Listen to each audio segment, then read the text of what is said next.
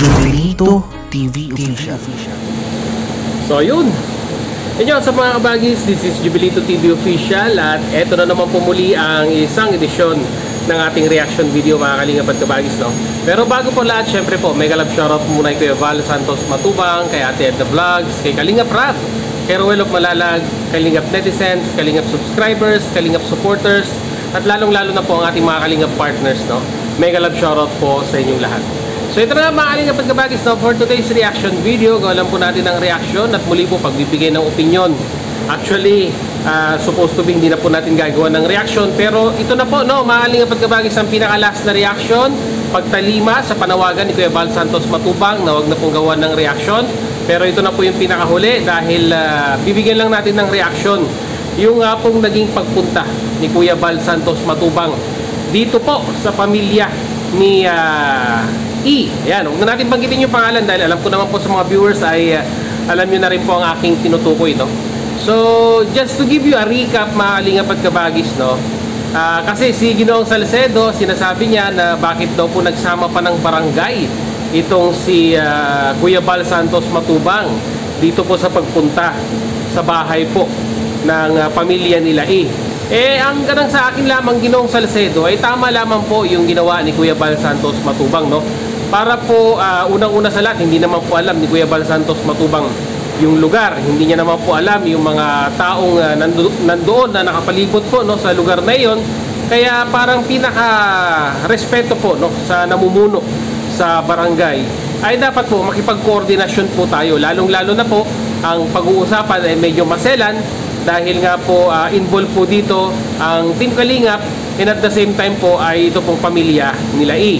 So, nung una, mga kalingap at kabagis ay ang masasabi ko po dito sa naging usapan dahil parang nung una po ay tumanggi po ang magulang ni E na makipag-usap kay Kuya Val Santos Matubang dahil napaka-informal po, no, mga kalingap at kabagis yung nangyaring pag-uusap dahil dun lamang po sa labas ng bahay. Nasa loob po yung nanay at si Kuya Val naman po ay nandun sa labas. Halos dun lang sila nag-uusap sa may tindahan mga kalingap at kabagis, no?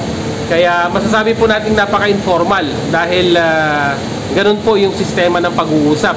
Pero muntik na nga pong sabihin ni Kuya Val Santos Matubang na sa barangay na lamang pong magharap-harap dahil ang una pong entrada ng magulang ay ayaw pong makipag-usap, no? Naging hesitant po, no, ang magulang ni E in regards po dun sa issue.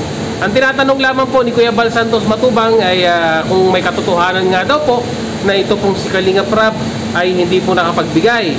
Pero ang ibinigay na salaysay po ng magulang ni E ay yung hindi na po nakapagbigay mula po nung umalis na po ng Kalingap. So masasabi ko naman po dito mga kalingap at kabagis, no, natural lamang po, no, na hindi na po mabigyan ito pong si E pag-alis po sa Kalingap dahil nga po, ando na po, by the words itself, umalis na po, no. As kagaya nga po na sinabi po ni Kuya Val Santos Matubang ay hindi naman po parang pensyon yan na kahit tapos na po sa serbisyo ay may patuloy pa rin pong matatanggap na pera. So naging kon naman po, no, habang tumatagal po yung usapan nila ay nagiging kon naman po mahinahon po, no, ito pong magulang ni E. Lalong-lalo na po kung di po ako sure yung lalaki kung asawa or kapatid, pero nung una naging hesitant pero nung halos patapos na po yung pag-uusap ay humingi rin naman po siya ng pasasalamat, no, sa Team Kalingap dahil nga po sa naitulong at sa mga ayun nga naitulong at blessing na naibigay po sa kanilang anak dahil nga po syempre po na-vlog, no, at nakilala po sa mundo ng Kalingap, no. So sana mga kalingap at kabagis sa mga kapwa ko po reactors ay kung na po ito, no, gawin na po nating close chapter po, no, para po sa issue dahil si Kuya Val Santos Matubang na rin po ang nanawagan na tapusin na po ang issue dahil po kung patuloy po nating re-reactionan, lalong-lalo na po nakakapagbitaw po tayo ng mga opinion na masasabi po nating makakasira din naman po, no, sa dignidad at pagkatao po ng pamilya ay iwasan na po natin, no, mga kalingap at kabagis. At ayun nga, nabanggit din po yung dalawang kasamahan po natin sa reactors na talagang gusto nga daw pong masampulan, no. Hindi ko na po babanggitin yung pangalan. Pasyalan nyo na lang po sa video upload ni Kuya Val Santos Matubang kung sino po yung dalawang yon. And at the same time po, mga kalingap at kabagis, ay ang pakiusap lang naman ni Kuya Bal Santos Matubang sa pamilya, kung meron po silang kinakaharap na problema regarding po sa Team Kalingap, ay wag na pong umakyat sa live streaming po ng alam naman po natin na anti-Kalingap ika nga, no? Yung kilala naman po nating simulat sa poll na talagang ang tinatopic or kinokontent po sa kanilang mga YouTube channel ay yung mga negatibong aspeto sa pagtulong po sa mga kababayan natin. Yun lang naman po ang pakiusap ni Kuya Bal Santos Matubang, no? At nabanggit pa nga po ng nanay kung magtutuloy-tuloy ay kung meron nga daw pong tutulong para po makarating sa Maynila at may tuloy yung pagreklamo, why not? Ika nga, no? Mga kalingap at kabagis. Yun po yung pagkakasabi ng nanay. Pero sana po ay wag na pong umabot doon dahil syempre po bilang pakikikapwa-tao na lamang po, no, mga kalingap at kabagis, at bilang pagtanaw na rin po ng naitulong po sa kanilang anak, ay wag na po sanang umabot sa ganong reklamuhan, no, mga kalingap at kabagis. Pero by the end of the day, nasa kanilang desisyon pa rin po yun, mga kalingap at kabagis, kung gusto po talaga nilang ipagpatuloy yung reklamo, at sila na po bahala doon. At siguro po by proper forum, ika nga, ay mapag-uusapan yung mga bagay na ito.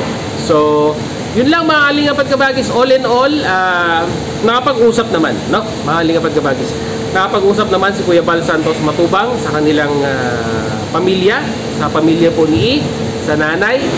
At masasabi po natin na nagkaroon na ng understanding ito si Kuya Bal Santos Matubang at ito pong pamilya nila, na kung saan ay sabi nga po ni Kuya Bal, pag may problema, kausapin mismo ang Team Kalingap sa pangunguna po ni Kuya Bal Santos Matubang. Kung meron po silang reklamo sa Team Kalingap, syempre po kausapin po, no, si Kuya Bal Santos Matubang, para hindi na po wag na pong ipaabot sa mga ibang social media influencer na kung saan ay alam niyo na, magiging pag-uusapan lamang po, no, ng maraming individual na makakapanood, no. Isipin po natin na once na isinapubliko po natin ang ating reklamo, ay marami po ang makakapanood niyan. At just imagine po, no, mga kalingap at kabagis, kung makakarating nga po, sabi nga po nila kay Tulpo, na may milyong subscribers, ay marami pa po, milyon din po ang makakapanood at makakapagbigay ng kanilang sariling opinyon. Lalong-lalo na kung makakapagbigay ng istorya ang bawat panig, ay syempre po, no, titimbangin po ng madlang people yan kung ano po ang kanilang masasabi, no. So mas kwan po yun, mas sensationalize nga, ika nga, at mas kwan po, mas sa publiko po, no, ang pinangangalagaan po nilang private kwan nila, yung pribadong buhay nila, mga kalingap at kabagis, diba? So hanggat kaya pag-usapan internally sa maliit na bagay, pag-usapan na lamang po, no, para lalong hindi na po lalaki yung issue. So yun, mga kalingap at kabagis, yun lamang po ang ating masasabi. Hindi po tayo makakapag-play ng video dahil wala pa pong 24 hours. At sa mga gusto pong makapanood, syempre po, panoorin nyo na lamang po at pasyalan sa official YouTube channel po ni Kuya Bal Santos Matubang. So yun nga, mga kalingap at kabagis, na muli, maraming salamat dahil hanggang sa dulo po ng ating reaction video ngayong araw na ito ay nasamahan nyo po muli si Jubilito TV Official. At muli po, nagpapaalala po ang inyong host. Sa mga hindi pa po nakasubscribe sa channel Kuya Bal Santos Matubang, Ate Edna Vlogs, Kalingap Rab, Roel of Malalag, supportahan po natin ang kanilang mga official YouTube channel. And at the same time, pakisubscribe na rin po Jubilito TV Official, no, ating official YouTube channel. At hanggang dito lang, once again, Jubilito TV Official, proud member po ng Team Cos at ng Arepa Year 2024. As I always say, mga kalingap and kabagis, peace, God first. God bless po. Bye!